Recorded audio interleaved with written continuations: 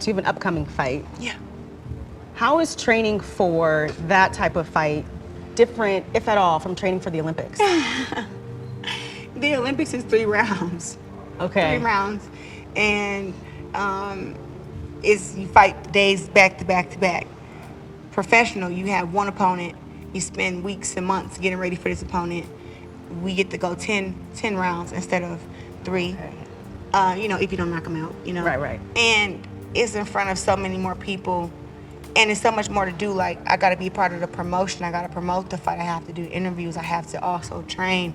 I still have to eat right. I have to eat better than I ate when I was younger because now I'm older, right? So it's so many things that's different now that the Olympics and being professional are 2 different things. Like, I think being in the Olympics is more fun. Okay. And being professional, it's fun, but you have more free time, but it's just way more stuff to do. Way more stuff to do. And now you have promoting a new film coming out at the end of the year. How are you preparing for that? Honestly, I'm just waiting on them to give me the schedule so when we can start doing the premieres, honestly. Have you seen any of the film yet? Yeah, I watched it. Okay. Thoughts, questions, comments, concerns, praise?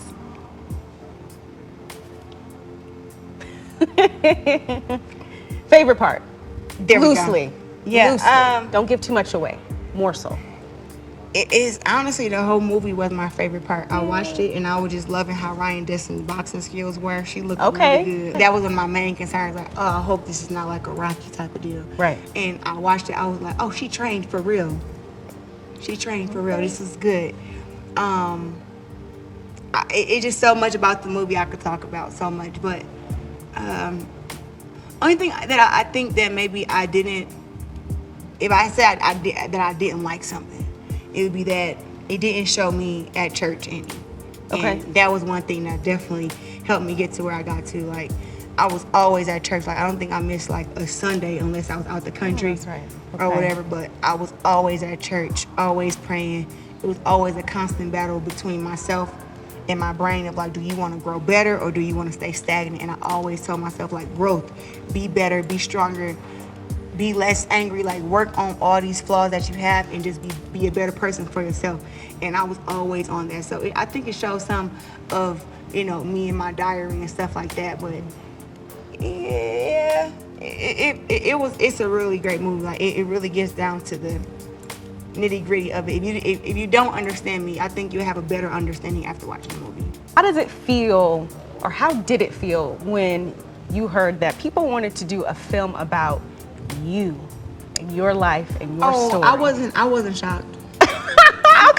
Okay. I wasn't shocked. This will not be the only movie. This is just, one of the first. I was very hesitant to even do it because I have a documentary called T-Rex where they actually followed me for so many years of my life, and I just like get that camera out of my face so many days. And then to see that the movie was getting remade with somebody else playing me, I was like, I want to be portrayed like the great person and the great fighter that I am. I don't want no Rocky type of movie, Okay, So okay. At first, when I heard it was Ryan Destiny, I was like,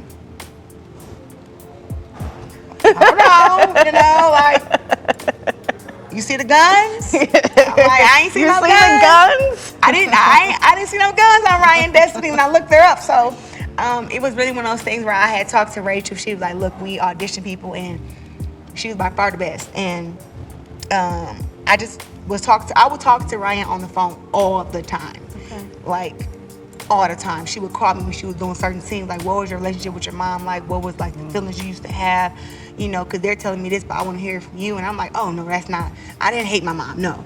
But it was like, she knew how to, when you tell her the emotions, she knows how to portray those emotions. Right. Like, when I'm watching the film, I feel like I'm watching myself. And I'm like, that's not me, though. But it is. You get what I'm saying? Yeah. So, I always say that life is a movie. I always say that. You never know where the cameras are rolling at. You never know where they're at. But there's gonna be plenty more movies. I just like, this is just.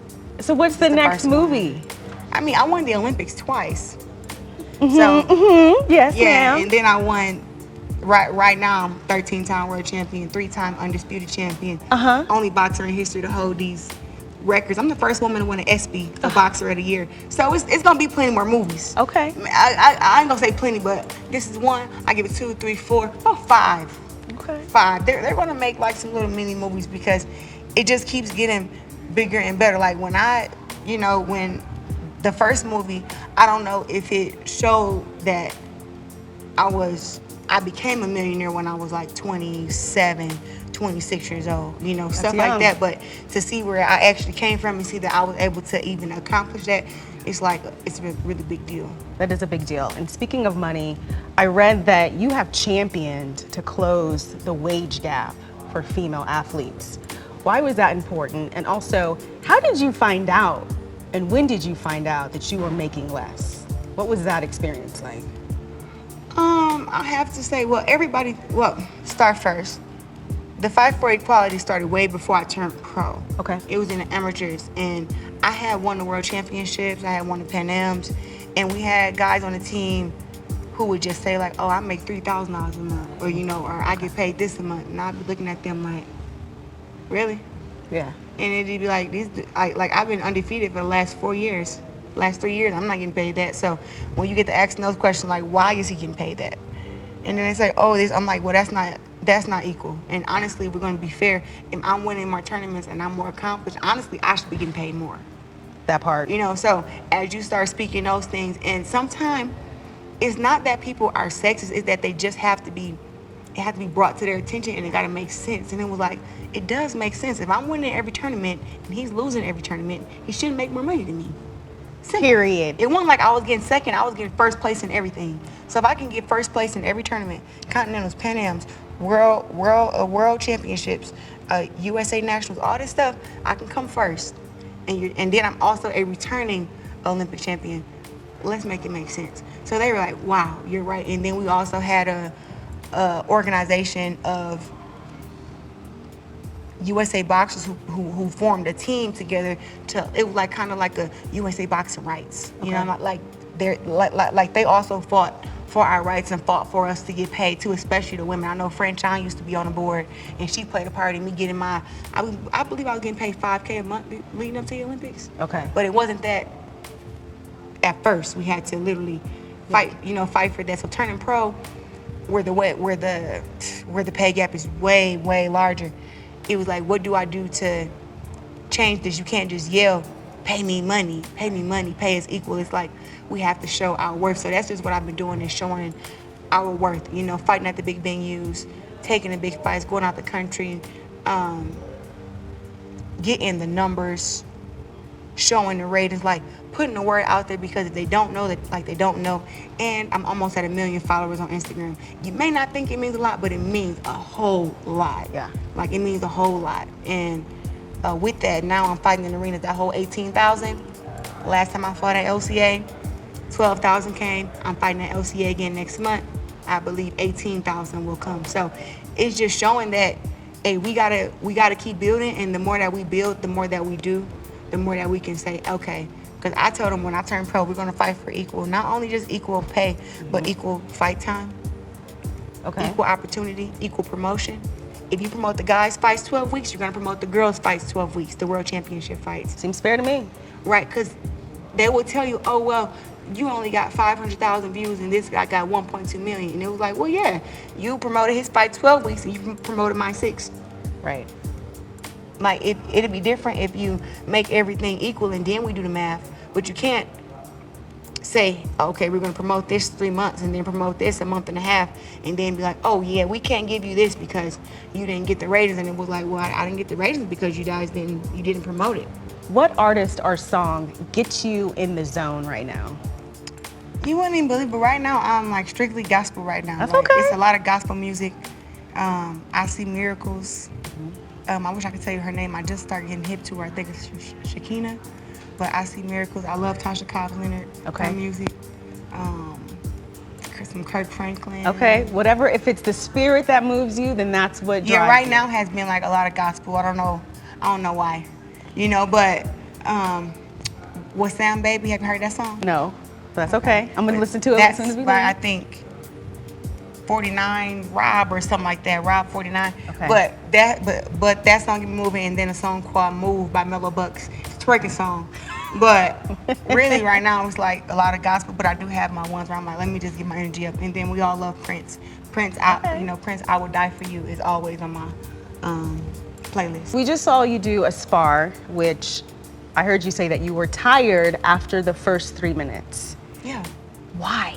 How could you be tired? You look phenomenal and like in the best shape ever. One, you don't never let them see you sweat, and that's why they don't know I'm tired. I know I'm tired, but I've been training. I'm getting ready for my fight, but this is Colorado Springs, so training in Michigan where there's no altitude, and then you come here where there's a lot of elevation. The air is thinner, so it makes it harder for you to breathe. Like your body may feel good, but your lungs are like dang near suffocating the first couple days or a week that you get here. So I really couldn't breathe, but that was here or there. I still gave her some good rounds and showed my class, she showed her class. In the ring you said, why are you doing all that yelling? I just talk trash. Do you think that has that helped you in the past to win? No, I don't never talk in fights. Like I always talk in sparring. Okay. I talk in sparring just to keep the girls up, to make them come do more. You know, I usually talk more trash than that. But the thing is, I don't make nobody uncomfortable. She is our Olympian. She's going to the Olympics represent us, and I am team her. You know what I'm saying? Hey. So inside the ring, it was like I wanted to be competitive, but I didn't want her to feel like, it was even a point. I think I hit her with a good punch, and I had to check myself. Like, no, we're gonna taper back some because she is representing us, and I want her to go to the Olympics in full health. Okay. Not hurt. I'm a little bit bigger than her anyway. Okay. So I'm gonna let me pull back some and just really let her work, and I'll just make it competitive. You know what I'm saying? But I have no problem with doing that because I had people do that for me when I was in the Olympics. So I love the mentorship, I love the sisterhood and the camaraderie. I love how you said team her. Why was it important for you to give her this opportunity and this mentorship and this practice? I believe that representation is everything. I didn't know that I could be, this big, strong, black, athletic woman until I seen Serena Williams. Even though she played tennis, it was like I wanted to be her. Yeah. So I know that a lot of the girls here, majority of them, they want to be me. They want to be like me. They want to be better than me. So I want to always represent that, and just whatever tips that they need, if I can give some insight to help them win and be better, I'm honored to do that. Like, there is no hate or jealousy in my blood. Like, I want to see, if you want to see yourself win, I want to see you win, especially if you're part of Team USA, because the Olympics is USA versus everybody. You know how they say, like, Detroit versus everybody? Yep. Well, it's USA versus everybody. Who helped you? You spoke of Miss Serena. Who helped you in your mentorship coming up? Honestly, Andre Ward. Okay. Andre Durrell, he was a bronze medalist for the USA in boxing. Andre Ward was our last male Olympic gold medalist. At the beginning, Layla Ali was, she was very to me a big sister mentorship type of deal. It just when I turned pro and then they started making comparisons, I guess that kind of offended her a little bit. So. But she gave me some great insight too, as far as the mentorship. But it was really like a lot of males who was sewing into me and telling me how great I was and what I could do and stuff like that.